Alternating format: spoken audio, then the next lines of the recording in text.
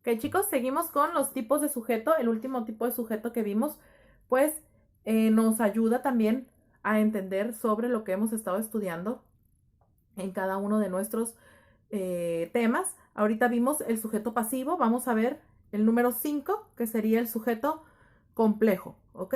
Muy bien. Sujeto complejo. El sujeto complejo es aquel cuyo núcleo o palabra principal tiene determinantes. Hace unos instantes vimos los determinantes del sujeto. ¿Los recuerdan? El pronombre, el artículo, etcétera, etcétera. Entonces, vamos a poner un ejemplo para poderlo comprender mejor. El cartero subió la colina. Muy bien. En esta oración, otro determinante. Muy bien. Él sería nuestro determinante. Y nuestro verbo, perdón, nuestro sujeto sería el cartero. ¿Ok?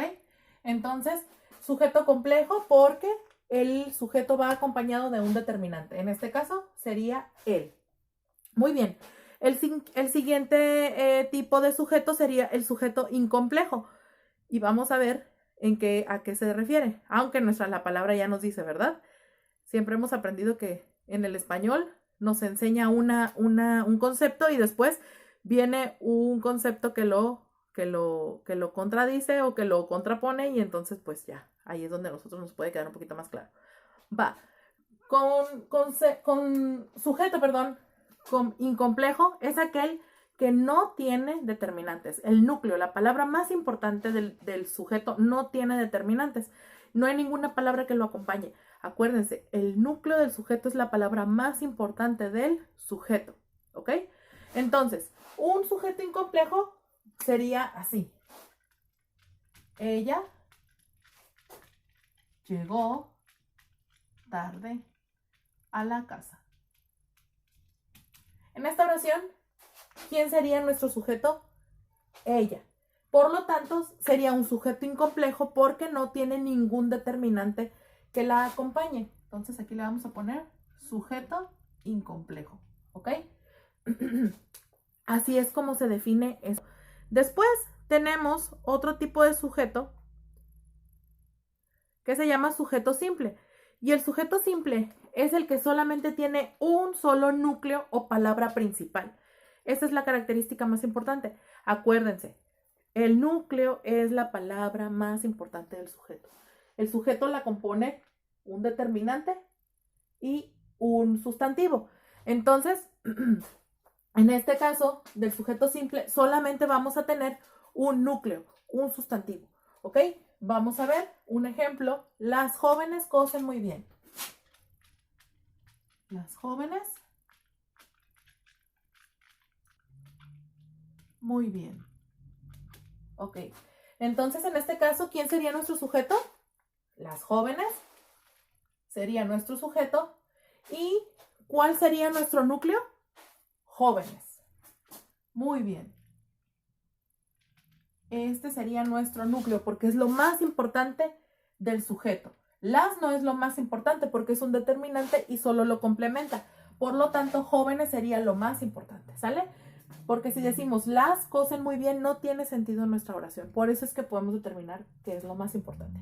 Ok, y después del sujeto simple tenemos también al sujeto compuesto. ¿En qué se basa el sujeto compuesto? Bueno, el sujeto compuesto es aquel que tiene dos núcleos.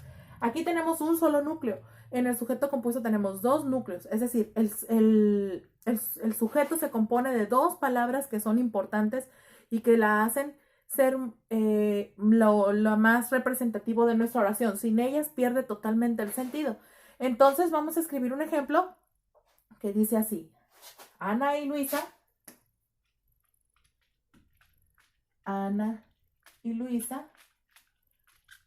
van al cine. ¿Ok? Muy bien. En nuestra oración, ¿quién sería nuestro sujeto? Nuestros sujetos serían Ana y Luisa. Pero resulta que también sería un núcleo. Nada más sería Ana, Luisa, porque y es una preposición. Entonces sería Ana es nuestro núcleo número 1 y Luisa sería nuestro núcleo número 2. Sin ellas no podríamos entender esta oración. Diría, van al cine. Y la pregunta sería, ¿quiénes van al cine? Ah, pues Ana y Luisa. Por eso es que son importantes en el sujeto, ¿ok?